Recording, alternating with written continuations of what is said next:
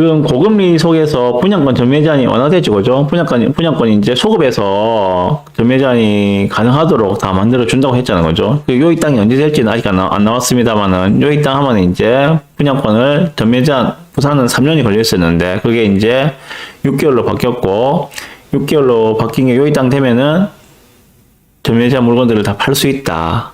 이런 이야기입니다. 그래서 여기에 대해서 뭐 여러 가지 이야기들이 많던데 기사가 있어서 가져왔고 거기에 대한 제 생각을 좀 말씀드리겠습니다. 자, 정부가 부동산 경기 활성화를 위한 대책들을 3일을 내놨다. 부산은 전매 제한이 3년에서 6개월 단축된다. 그리고 기장구는 전매 제한이 폐지된다. 뭐 여러 가지가 있죠, 그죠? 자, 그러면 분양권 거래는 활발해질까? 분양권 전매 제한 축소 등으로 부산 지역에 있는 22년 1월 분양한 레미안 프레스티지, 작년도 1월 달에 분양했죠, 그죠? 예. 그리고 11월 달에 분양한 양정자이더샵 SK뷰, 얘들은 이제 분양권 전매 제한이 풀리면은 바로 팔 수 있다는 이야기죠. 양정자이를 11월에 분양했으면 5월 달 이후면은 이제 팔 수 있다. 그런 이야기가 되겠죠, 그죠? 자, 그러면 브랜드, 대단지 아파트들의 분양권이 시장에 나오지만 업계의 반응은 부정적이다. 분양권 전매 제한 대상이 아니었던 레이 카운티의 경우에도 브랜드의 대단지라는 조건을 가지고 있지만 실제 거래량은 많지 않았다라고 말하면서 시장 분위기가 침체되어 거래가 많지 않은 상황이기에 전매 제한이 풀리더라도 분양권 시장이 다시 활성화될 가능성은 낮다고 이야기하고 있다고 합니다. 모르죠, 오늘 아무도 어떻게 될지. 자, 여기에 대해서 조금 더 봅시다. 이거는 분양권 투자는 재건축, 재개발 투자보다 초기에 들어가는 비용이 크지 않다. 당연하죠. 10% 계약금만 있으면 되니까. 계약금하고 피만 있으면 되니까. 요즘처럼 피가 매우 약하다면은 마피까지 나온 상황이라면 예를 들어서 계약금 10% 포기한 물량이 나온다면은 내 돈 한 푼도 안 들이고 분양권을 하나 살 수 있다는 이야기가 되겠죠. 지금 그런 시장이 어디입니까? 대구시장. 울산시장도 제가 다음 주에 울산시장을 한번 다루고 싶은데요. 울산에 지금 동구에 있는 GLCT자이죠, 그죠? GLCT자이. 얘들 요즘에 마이너스가 장난 아니더라고요. 그래서 제가 좀 조사 더 해가지고 다음 주에 한번 말씀드릴게요. 다음 주에는 특집을 해가지고 우리 거제도 쪽하고 울산 쪽하고 말씀드릴게요. 내일 제가 거제도 출장을 가는데 거제도 간 김에 좀 두루두루 둘러보고 올 거고요. 울산 쪽도 빨리 시간 내서 갔다 와야 될 것 같아요. 내년에, 올해지, 이제. 올해 울산의 물량은 중구에 번영로 센트리지, 그 세대수 제법 되죠. 거의 4,000세대급일 건데, 걔하고, 그 다음에 동구에 그 GLCT 자이 1차, 2차 하고, 그밖에 없거든요. 근데 그게 엄청나요, 물량이. 그게 끝나고 나면은 그 뒤에는 별로 없어요, 또 보면은. 울산은 오히려 이제 올해가 물량이 집중적으로 터지는 시기고, 가격도 지금 많이 떨어지고 있고, 그러다 보니까는 GLCT 자이가 지금 마이너스 프리미엄이 뭐 2,000도 나오고, 2,500도 나오고 그렇더라고 보니까. 이게 오히려 기회일 수가 있거든요. 그래서 울산을 좀 더 찾아봐야겠다 생각이 들어서 다음 주에 울산 한번 공부해 봅시다. 거제는 뭐 내일 가는데, 뭐 특이한 상이 없지 싶은데 요즘에 마이너스 피가 얼마나 나오는지 좀 조사해가지고 알려드리겠습니다. 어딘가면 저기 유로 아일랜드죠. 유로 아일랜드 피가 얼마나 나오는지 좀 알아보고 말씀드릴게요. 네, 그래서 이 때문에 전문가들은 금리가 안정되거나 혹은 하락이 끝났다는 신호가 온다면 분양권 시장이 재개발, 재건축 시장에 비해 먼저 반응이 올 가능성이 크다고 보고 있다. 왜? 초기 투자 비용이 적기 때문에. 그리고 부산은 재개발, 재건축 단지가 하락장 분위기에서도 가격 방어를 비교적 잘했기에 여전히 가격적으로 부담스러운 곳이 많다. 그래서 분양권 시장이 먼저 움직일 가능성이 크다라고 이야기하고 있습니다. 업계에서는 분양권 시장이 살아나기 시작하면 아파트의 불안한 가격 대신 진짜 가격이 나올 것이라고 보고 있다 라고도 이야기하고 있습니다.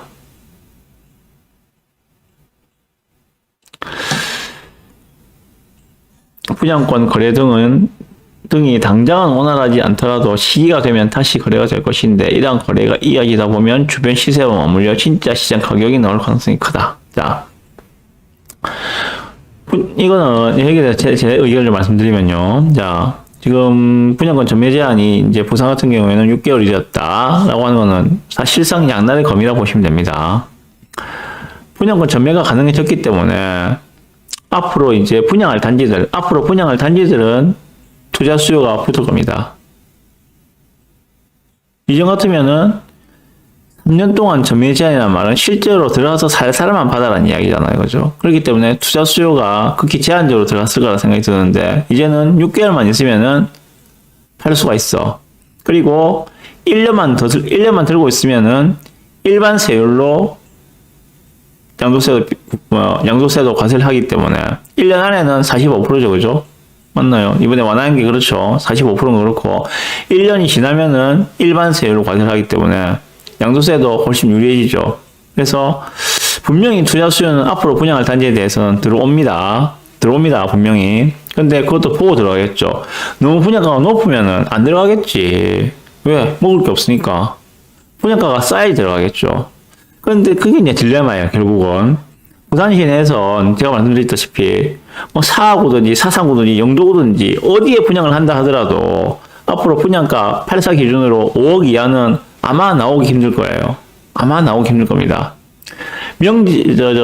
에코델타처럼 거기는 공공택지잖아요. 그죠? 그런 경우는 프로젝트 센터파크 내는 데는 4억 중반대가 가능했습니다만은 부산 도심 내에서는 민간 개발하는 데서는 5억 언더로는 앞으로는 나오기 힘들다는 게 제 생각입니다. 그게 영도구가 된다 하더라도 저는 그렇다고 생각하거든요. 자, 그렇다면 딜레마죠. 이거 갖다가 뭐 예를 들어서 6억 이상 때려버리면은 미분이 날게 뻔하고, 그렇다고 뭐 5억에 하자니 남는 게 별로 없어. 거의 똔똔이야. 고민이 되겠지. 분양하는 입장에서는, 시행사나 시공사 입장에서는 고민이 많이 되겠죠. anyway, 어쨌든 투자 수요는 분명히 앞으로 분양하는 단지에 대해서는 투자 수요가 붙을 것이다. 그리고 기존 분양권, 이제 여기서 보시다시피 레미안 프레스티지나 그리고 양정차이더십, SK뷰 이런 애들도 이제 전매가 가능하게 되니까는 전매 매물이 늘어나는 거죠. 그죠? 결국 뭡니까? 공급이 증가하는 거죠. 앞에서 말씀드렸다시피 앞으로 분양할 단지에는 투자 수요가 붙을 것이다. 이것은 투자 수요의 증가, 그리고 기존 분양권도 전매가 가능하다. 요거는 공급의 증가, 양날의 검이라는 게 그런 의미입니다. 수요의 증가도 가져올 수 있고 공급의 증가도 가져올 수 있다, 이 이야기입니다. 자, 그런데 생각을 봅시다. 그러면 기존 분양권이 전매가 가능하다고 했는데 기존 분양을 받은 사람들은 어떤 생각을 받은 사람들입니까? 3년간 전매 금지를 알고 받은 사람이잖아요. 그럼 여기에는 투자 수요보다는 실수요가 훨씬 더 많을 것이다. 그래서 생각만큼 시장에 매물로 많이 나오지는 않지 않겠는가 하는 게 제 생각입니다. 왜? 실거주 하려고 나 산 거니까.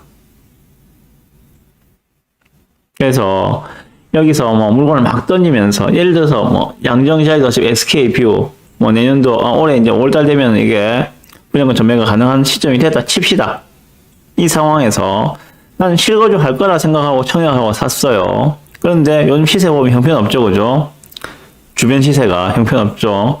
그러다 보니까 이거 안 되겠는데 하면서 내가 뭐 마피 손해보고 던질 거야 하는 물량들이 많이 나오겠습니까? 저는 많이 안 나올 거라 생각합니다. 생각만큼 많이 안 나올 거예요. 왜? 난 실거주 해서 들어가 살려고 분양받는 거기 때문에. 그래서 제가 양정자이더샵 문의하실 때 드린 말씀은, 실거주입니까? 실거주해서 들어가서 사십시오. 그 인프라 누리면서, 역세권 인프라 누리면서 편하게 사시라고, 고급 아파트에서 사시라고. 그러다가 시간이 지나서 만약에 시세가 오른다면 그건 덤이라 생각하시라고 이렇게 말씀드린 이유가 그런 것들이거든요. 생각보다 많이 안 나올 겁니다. 그리고 특히 인근의 신축들하고 비교해서 비교 우위가 없는 분양권들은 시세가 떨어지겠죠. 그리고 분양가가 저렴했고 분양가가 저렴하면 분명히 프리미엄 붙을 거니까 프리미엄도 인근 신축하고 비교해서 경쟁력이 있는 것만 아마 거래가 되지 않겠는가 하는 생각이 듭니다. 만약에 시장에 나온다 하더라도 그런 물건들이. 자, 예를 한번 들어봅시다. 그러면 또 다음에 온천 레미안이다. 내가 온천 레미안 분양 당첨자입니다. 예를 들어서 사실은 온천 레미안 분양 당첨자 아닙니다. 내가 온천 레미안 포레시지죠, 그죠? 레미안 포레시지 분양 당첨자다. 자, 그러면 이제 좀 있으면 이제 뭐 분양권 전매가 가능하다 해서 내가 이거 갖다가 내년 팔 것인가? 그 당시에도 실거주자만 거의 뭐 청약을 하는 분위기였거든요. 투자자 유입은 아마 그렇게 많지 않다 생각합니다. 그래서 실제로 나올 가능성 별로, 물량도 많지 않지만은 만약에 내가 당첨자라면 내 같으면 지금 안 팔겠습니다. 지금쯤 안 좋은 시기에 왜 팔 거야? 어차피 그까지 입주까지 가려면 아직 2년 남았는데, 그죠? 2년이 조금 안 되죠, 그죠? 2년 조금 안 되는 기간이 남아 있는데 좀 더 끌고 가겠죠. 그리고 여기 또 중도금도 무이자라는 거죠. 무이자니까 지금 팔지 않고 입주 때까지인 2년 뒤까지는 좀 끌고 갈 것 같다. 그리고 웬만하면은 입주 요이 땅부터 해서 내년도 11월 달인가 입주죠, 그죠? 입주 요이 땅 해가지고 2년 동안은 끌고 가겠죠. 그래가지고 비과세 받는 것까지 덤으로 생각을 하겠죠. 그러면은 가장 문제가 되는 지점은 입주장에서 잔금을 어떻게 맞출 것인가. 이 문제가 되겠죠.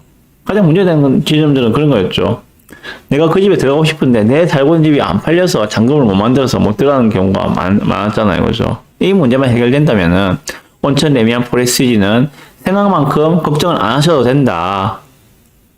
는 걸 말씀드리고 싶습니다. 그리고 실거주로 청약하셔서 당첨되신 분들은 좀 미리미리 자금 운용을 준비하셔가지고 기존 집을 미리 넣어던지 해가지고 레미안 포레시지에 입주할 수 있도록 좀 사전에 준비를 해놓으시면 좋겠다는 생각이 듭니다.